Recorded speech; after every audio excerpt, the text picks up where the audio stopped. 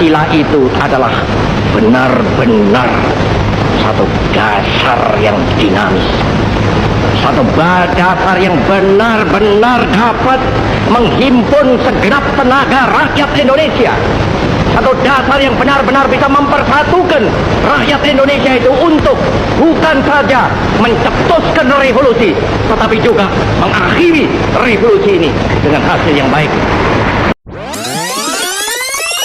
Halo semuanya, Assalamualaikum warahmatullahi wabarakatuh. Kalian sudah simak video yang tadi belum? Kalau sudah, aku akan menjelaskan tentang sejarah lahirnya Pancasila. Terutama, perkenalkan nama aku Lestari, NIMku 055897266. Aku dari periode akuntansi. Oke, yang pertama, aku akan menjelaskan latar belakang lahirnya Pancasila. Lahirnya Pancasila tidak bisa dilepaskan dari situasi Indonesia menjelang kemerdekaan. Pada masa itu, jadi bangsa kita sedang mencari dasar negara yang bisa menyatukan seluruh rakyat Indonesia dari berbagai suku, agama, dan budaya. Jepang yang saat itu menjajah Indonesia mulai menjanjikan kemerdekaan, lalu membentuk sebuah badan bernama BPUPKI atau Badan Penyelidik Usaha Persiapan Kemerdekaan Indonesia. Dari sinilah proses lahirnya Pancasila yang akan dimulai. Sidang BPUPKI dan pendirian dasar negara. BPUPKI mengadakan 2 kali sidang, yaitu pada bulan Mei dan Juli 1945.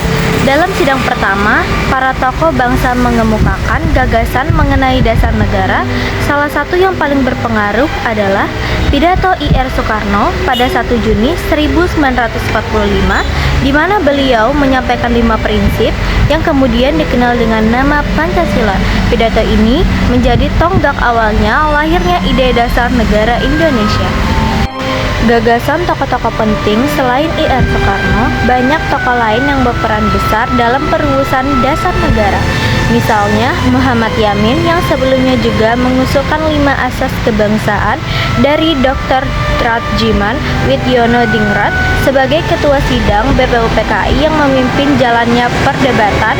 Ada juga tokoh-tokoh dari bangsa golongan dan daerah yang ikut menyumbangkan pandangan sehingga Pancasila benar-benar lahir dari semangat kebersamaan seluruh rakyat Indonesia. Selanjutnya kita masuk ke perumusan dalam Piagam Jakarta. Setelah sidang BPUPKI, dibentuknya Panitia 9 yang terdiri dari tokoh-tokoh penting seperti I.R. Soekarno, Muhammad Hatta, Muhammad Yamin, dan Wahid Hasyim. Hasil kerjasama mereka melahirkan Piagam Jakarta pada 22 Juli 1945. Piagam ini berisi rumusan dasar negara yang menjadi cilak bakal Pancasila. Dengan sila pertama berbunyi ketuhanan dengan kewajiban menjalankan syariat Islam bagi pemeluk-pemeluknya. Perubahan Piagam Jakarta jadi pembukaan Undang-Undang Dasar 1945. Namun, saat menjelang proklamasi, rumusan sila pertama dalam Piagam Jakarta mengalami perubahan. Hal ini dilakukan untuk menjaga persatuan bangsa Indonesia yang sangat beragam. Akhirnya, kalimat tersebut diubah menjadi ketuhanan yang Maha Esa. Perubahan ini menunjukkan sangat toleransi dan persatuan yang menjadi ciri khas bangsa Indonesia. Berikutnya, peran PPKI dalam penetapan Pancasila.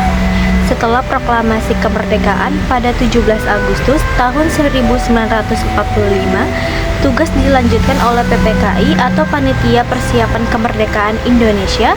Pada tanggal 18 Agustus tahun 1945, dalam pembukaan tercantum rumusan resmi Pancasila sebagai dasar negara Indonesia. Sejak saat itu, Pancasila menjadi pedoman hidup bangsa dan bernegara. Makna dan nilai yang bisa kita teladani. Proses lahirnya Pancasila mengajarkan kita tentang pentingnya musyawarah, toleransi, dan semangat persatuan. Para pendirian bangsa berbeda pandangan, tapi mereka mampu menemukan jalan tengah demi kepentingan bersama. Sebagai generasi muda, kita perlu menjaga nilai-nilai Pancasila dalam kehidupan sehari-hari demi menghargai perbedaan, mencintai tanah air, dan menjunjung tinggi persatuan Indonesia. Di sini saya akan memberikan sedikit kesimpulan. Yang pertama, Pancasila lahir melalui proses panjang dan penuhnya semangat persatuan. Kedua, nilai-nilai Pancasila tetap relevan untuk menjaga keutuhan bangsa. Dan yang ketiga, generasi muda harus mengamalkan Pancasila dalam kehidupan sehari-hari.